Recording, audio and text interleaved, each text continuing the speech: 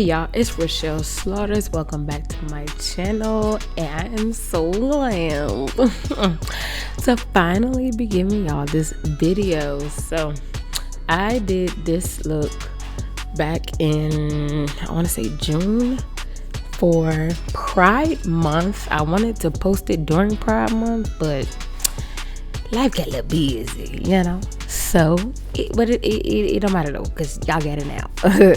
So I am doing a set of small butt length knotless braids. So I included every color of the rainbow, but in my area, well, when I did this look, in my area they didn't have all the colors that I needed. So some of them I had to buy the traditional long, not stretched expression hair, and I had to stretch it myself. So that's what I'm doing right here. I had to stretch the red and I had to stretch the yellow color, which Lord killed me because I had to stretch it and then I had to set it out. If you have not seen my how to prep for knotless video, I'll make sure I link it on the video and also in the description box.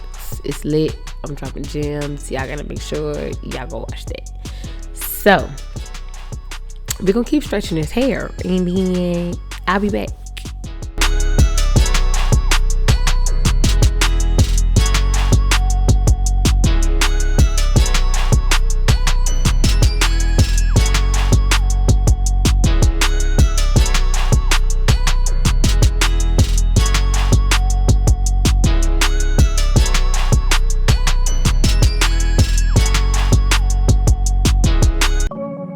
So this is the stand I use to set up my knotless on.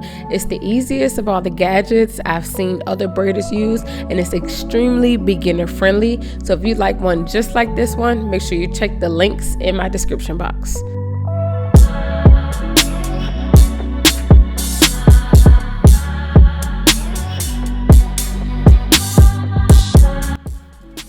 If y'all have been watching my tutorials and y'all see how I gotta set up my videos like this with the little phone on it, y'all see, y'all know what I'm talking about with the background, with the fire and all that. That's number one, is branding. Number two is because I be forgetting sometimes that I want to record for YouTube, and I'll end up recording with my phone vertical, and it'll just be a mix-up because I'll be trying to use the content for YouTube and for Instagram, but I forget that I have to record horizontally for YouTube.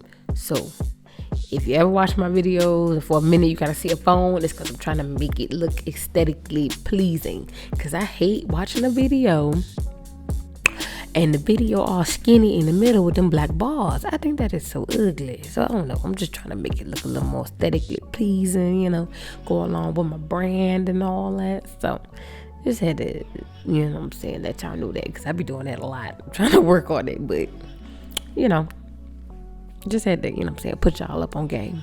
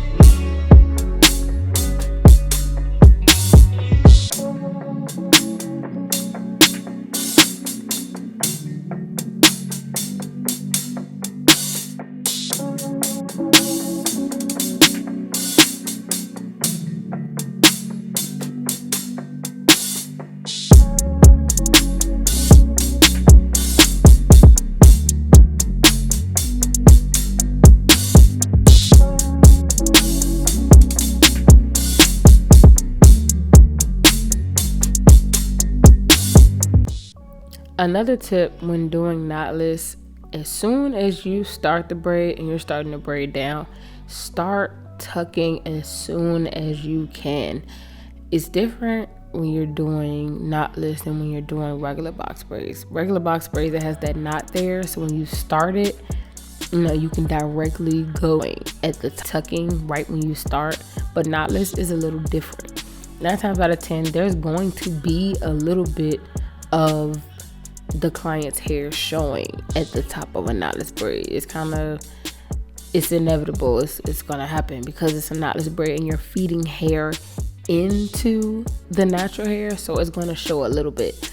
But when you start, try to start tucking as soon as you can. That way, by the time you're getting to the end, like of the shaft of the hair, it's already, mostly tucked, so you won't have to try as hard. It'll naturally start flowing and lay underneath the braiding hair. I hope that makes sense.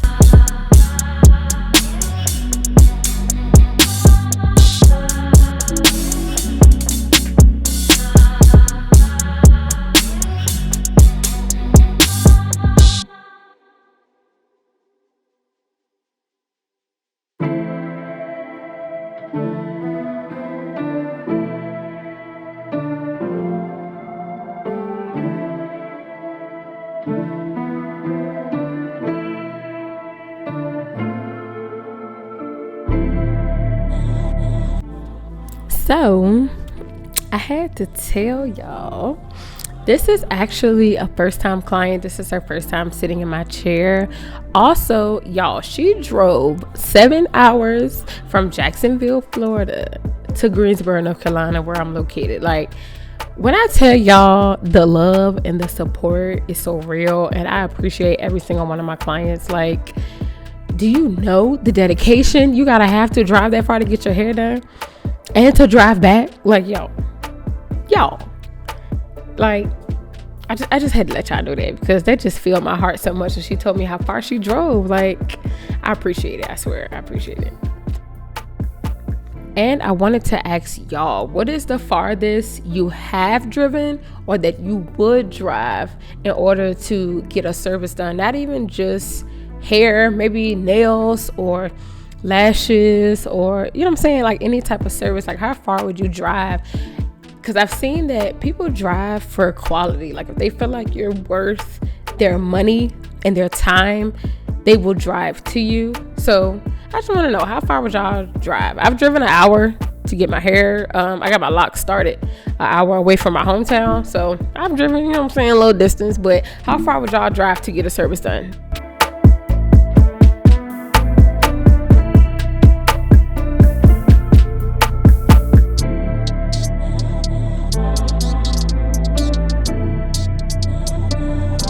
Okay, y'all, so I didn't get any of the footage of me doing the braids at the top. One, because they're black and y'all have seen my knotless process plenty of times, and because black hair is boring, and also because these braids took me 12 hours. So by the time I got to the top, I was trying to go home, y'all. I was tired. But thank y'all for watching. Make sure you like, comment, and subscribe. I promise y'all I will get consistent with YouTube. I promise.